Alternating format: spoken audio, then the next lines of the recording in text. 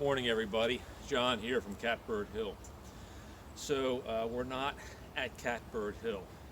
We're doing a little bit of a free Firewood road trip. So I am actually standing in the middle of a huge maintenance yard for one of our local county parks here in Pennsylvania.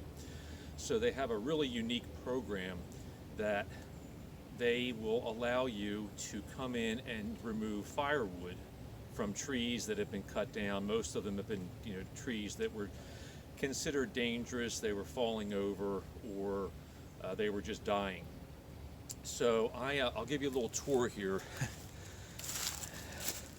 So these are just piles and piles of cut up trees. Everything from cherry to walnut to oak. They don't really cut up and save any softwood trees, but anyhow, what we're looking at right here, this is all oak. And if you can, hopefully you can get some idea of the size of some of these rounds. Some of these are at least 24 inches in diameter, if not greater. So it's a pretty cool program. I mean, it helps them out. It gets rid of this material that otherwise would just go to waste. And this is all oak here. So this is what we're going to be loading up today. Now, there's a catch, a couple of catches. So one of the stipulations is that you cannot bring a chainsaw in to cut the wood anymore. They won't allow you to run, a private citizen to run a chainsaw here on county property, which is totally understandable. You have to load it yourself. So it's a one-man operation. So I think I kind of got this down. I practiced with this a little bit because this is actually the third and final pickup truck load that I need. So I got some ramps here, and basically this is going to be John's early morning workout. I've got probably about 11 or 12 huge rounds that I'm going to put in the back of the truck, and we're just going to load them in one at a time. Take our time, no rush. It's a beautiful morning here in southeastern Pennsylvania, and you get a chance to see me do a workout. These are super, super heavy. This wood looks like it's old, but it's really not. It just happened that the tree itself was dead, standing dead for a while. Anybody ever have that problem where your remote, you could bend over and it's in your pocket, you're automatically or inadvertently locking your vehicle or doing the auto start and turning it on, the remote start?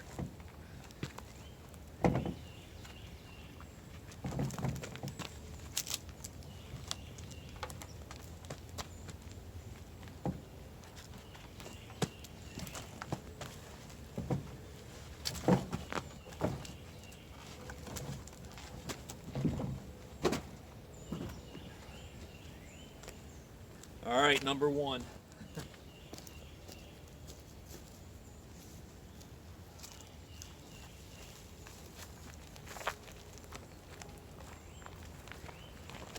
The fun part will be getting them home, and then later on we'll get a couple of the bigger chainsaws out and start sectioning them, because this is going to be obviously too difficult to manage to get on the unicorn log splitter.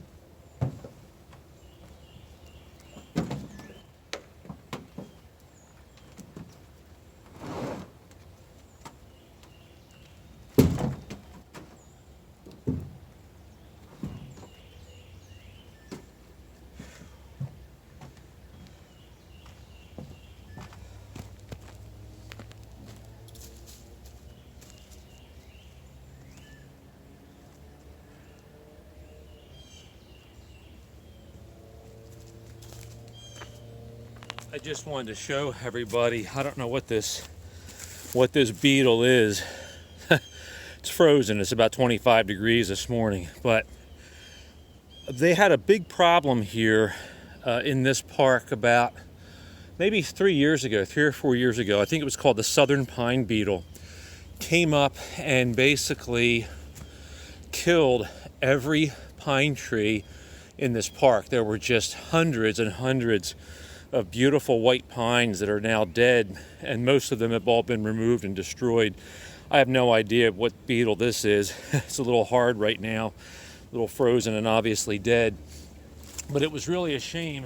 There were some absolutely massive pine trees, probably 100 feet tall, and Beth and I walk this park all the time, and it was so sad to just see the total landscape change completely when these pine trees all died. And they all died very quickly in the course of like 2 years, and they just had to take them all down. It was really a mess.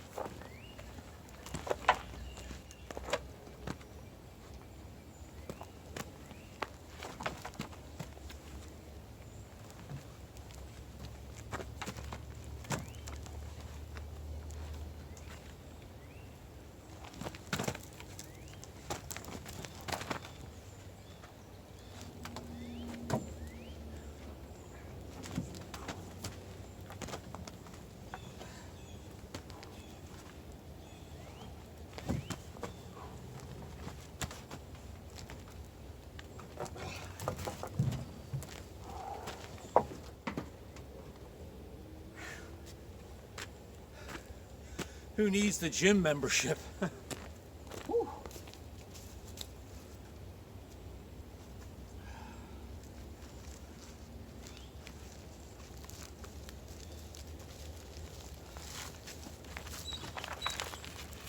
Here's a smaller one. Need to take a break from those wrecking balls up there.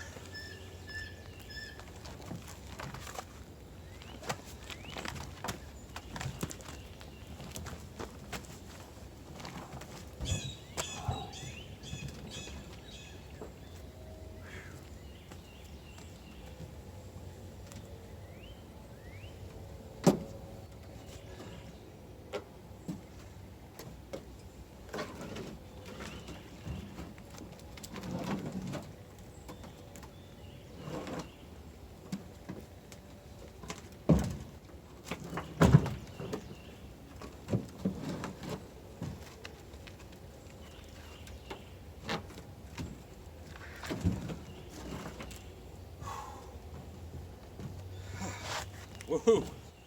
That was almost the fast way down.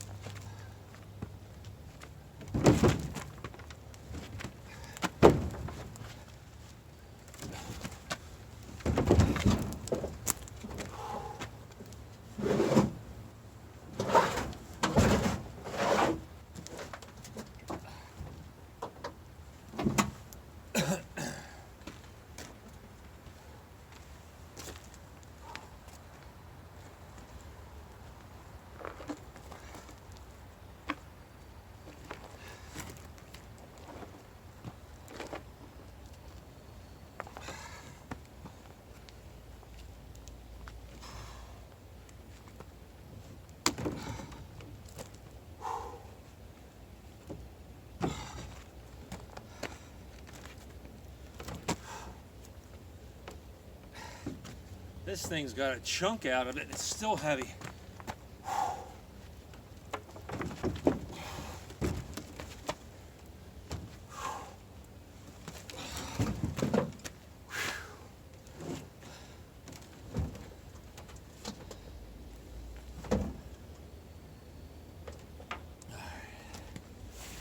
Whew.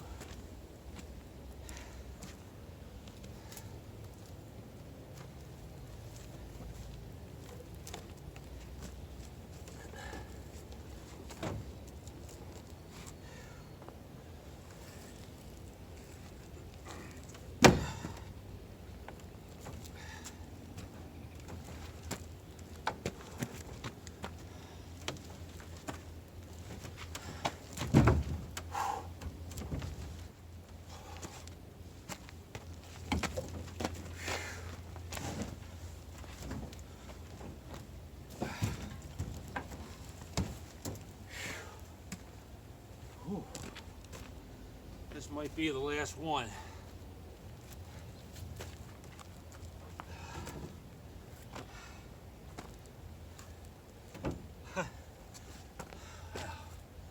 I think this is all I'm going to be able to fit in there.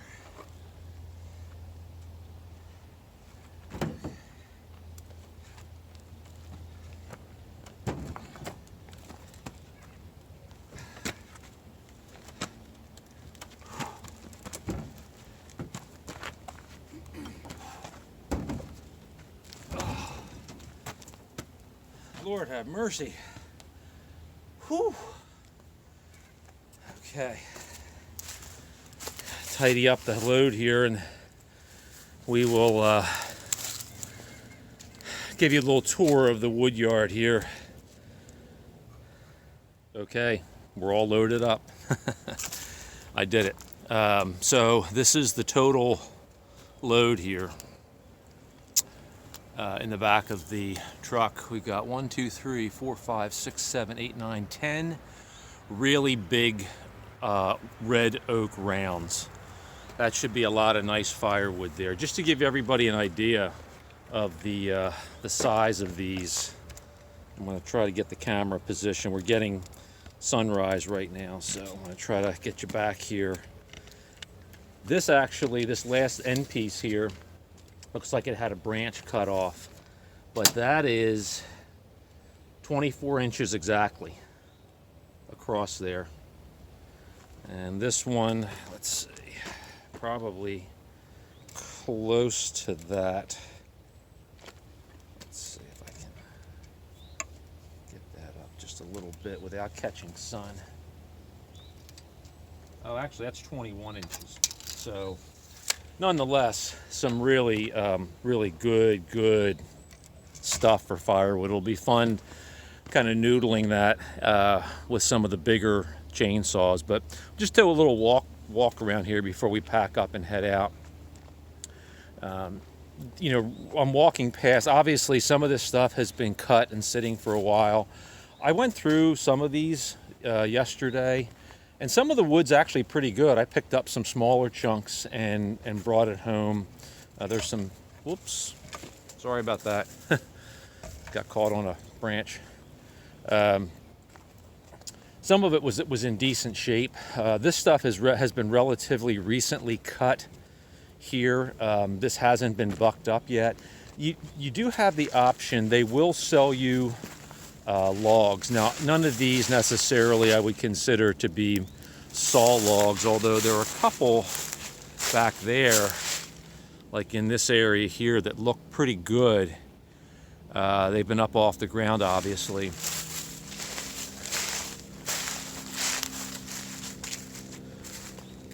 And this is kind of like a turnaround they have here for their equipment. This is a tree that literally just fell over here. Had a lot of high winds lately. I think that looks like oak there. That's a good sized tree, a lot of firewood in there. And then again, more logs back here. They chip a lot of stuff. They put, you know, they chip as much as they can because they have so many walking paths and trails. The wood chips make good material for that and keeps weeds and stuff out. But anyhow, this is a really cool service, I guess, or opportunity that probably not a lot of people know about. I don't, you know, obviously it's different, I'm sure, from state to state, and even within the state it might be different from county to county, but it might be worthwhile checking into your local park services and asking them if they have any kind of a firewood program you can participate in.